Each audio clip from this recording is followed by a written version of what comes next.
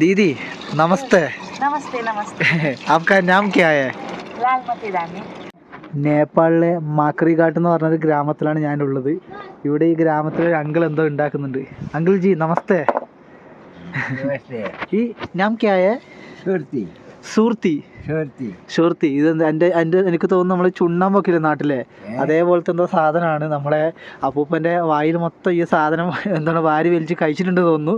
നമ്മുടെ നാട്ടിൽ ചുണ്ണാമ്പൊക്കെ പറയാറില്ലേ, അടക്ക വെറ്റില ചുണ്ണാമ്പ്, അതേപോലത്തെ എന്തോ ഒരു ഐറ്റാണ് തോന്നുന്നു. പുള്ളിക്കാരെ വായിൽ വെച്ച് കാണിച്ചു തന്നെ എനിക്ക്.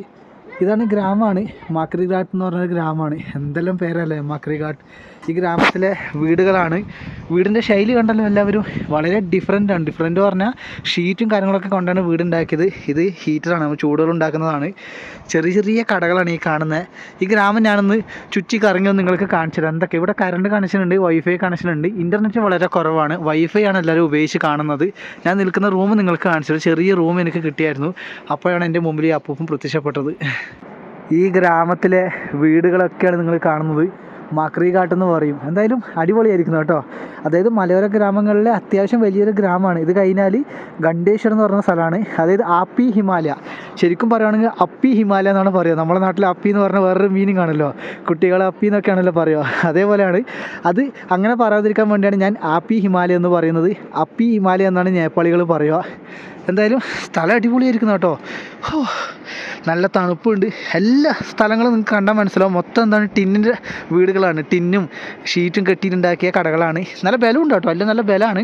പാറക്കല്ലുണ്ട് അതിൻ്റെ മതിൽ, എന്താണ് വാളെന്ന് പറഞ്ഞ പാറക്കല്ലാണ്. ഞാൻ നിൽക്കുന്ന റൂം ഇതിൻ്റെ അകത്താണ് കണ്ടോ. ഇതാണ് എൻ്റെ മുറി. അത് പൂട്ടിയിട്ടാണ് ഉള്ളത്.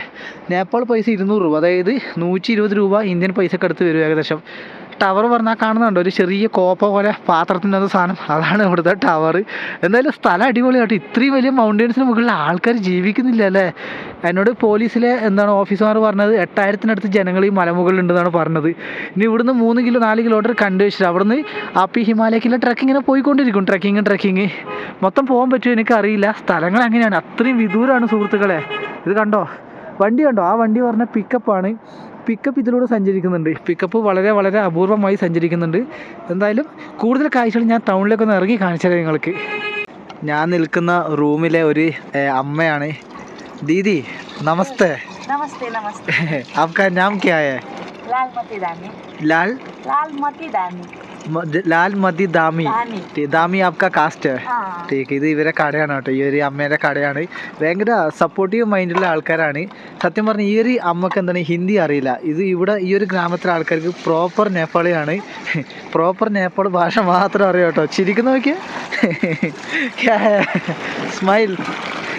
വാ അമ്മ ചിരി. ഹായ് പോലിയേ.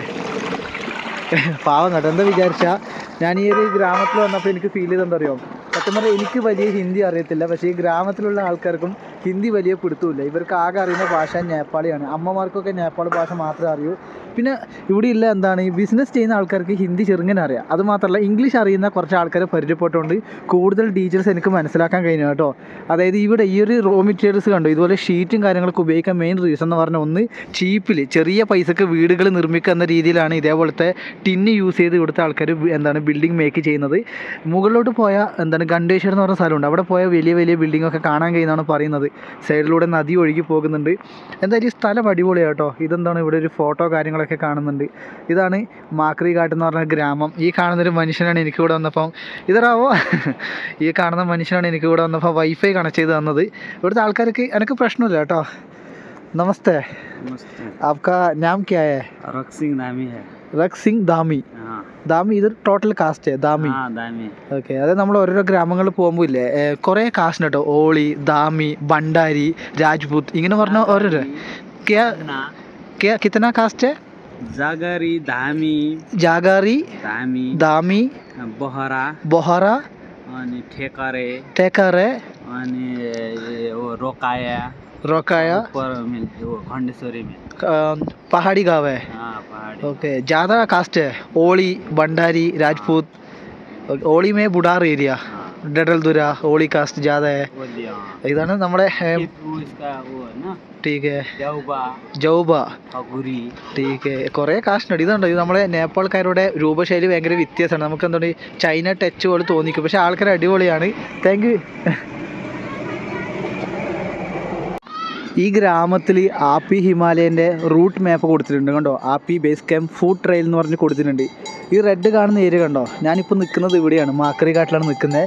ഇതുവഴി ആ ഒരു ബേസ് ക്യാമ്പിലേക്ക് പോവുകയാണ്, സേഫാണ്. കാരണം ധാരാളം ഗാവുകൾ കാണാം, ചുവപ്പ്. അതുകൂടാതെ വേറെയും ഉണ്ട്. ഇവിടെ എന്താണ് കുതിരയാണ് തോന്നുന്നു കേട്ടോ, എന്നെ കണ്ടിച്ചിങ്ങനെ ഒറ്റപ്പാടാക്കുവാണ് കണ്ടോ. ഹോസ്പിറ്റലൊക്കെ അവൈലബിൾ ആണ് കേട്ടോ, ദൂരം വെച്ച് ഹോസ്പിറ്റലുണ്ട് മലമുകളിൽ. ഇതാണ് ആപ്പി ഹിമാലയ, അതായത് ചൗലാനി നദിയുടെ ഒരു ഉത്ഭവ ലൊക്കേഷനാണ് ആപ്പി ഹിമാലയ. ഇതൊരു ലേക്കാണ്, ഒരു തടാകമാണ്, മുകളിൽ വരുന്ന ഐസ് തടാകമാണ്. അതുകൂടാതെ ഏതൊക്കെ ആനിമൽസ് ഉണ്ടെന്നുള്ളൊരു ബോർഡ് വരെ ഇവർ കൊടുത്തിട്ടുണ്ട്.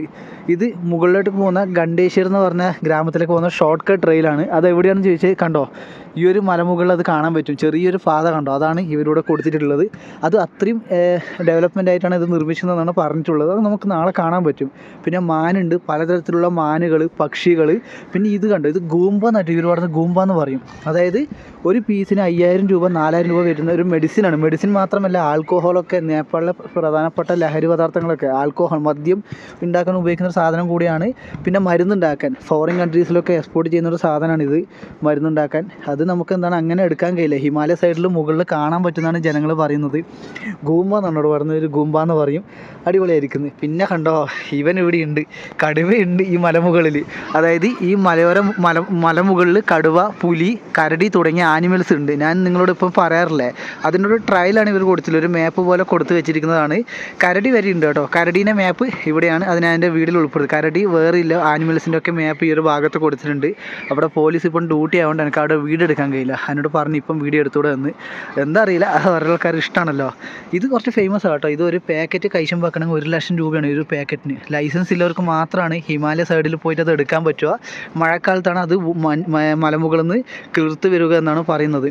എന്തായാലും എനിക്ക് ഈ ഒരു മാക്രി കാട്ടെന്ന് പറഞ്ഞ ഗ്രാമം നല്ലപോലെ ഇഷ്ടപ്പെട്ടു. ഇവിടെ എത്തുമ്പോൾ ആൾക്കാർക്ക് കുറച്ച് സ്നേഹമുണ്ട് കേട്ടോ, എന്താണെന്ന് അറിയില്ല. ഇനി പൈസ ചോദിക്കുകയോ എല്ലാം നമുക്ക് നോക്കണം. കാരണം ചില ഗ്രാമങ്ങളിൽ നല്ലതുപോലെ പൈസ എന്നോട് ചോദിക്കുന്നൊരു പ്രശ്നം ഉണ്ടായിരുന്നു കേട്ടോ. പൈസ എന്ന് പറഞ്ഞാൽ പൈസ തരുമോ, ഡൊണേറ്റ് തരുമോ, അത് അവരെ പോവർട്ടി മൂലമായിരിക്കും, അത് നമ്മൾ മൈൻഡ് ചെയ്യേണ്ട ആവശ്യമില്ല. പക്ഷേ ഇവിടെ വന്നപ്പോൾ ആൾക്കാർക്ക് നിലവിൽ ഓക്കെയാണ് കേട്ടോ. കാരണം ഒരു വ്യത്യാസമായ ശൈലി, ഇവിടെ ദാമി കാസ്റ്റാണ് കൂടുതൽ വരുന്നത്. ഞാൻ ഓൾറെഡി കൊണ്ടുവന്നായിരുന്നു.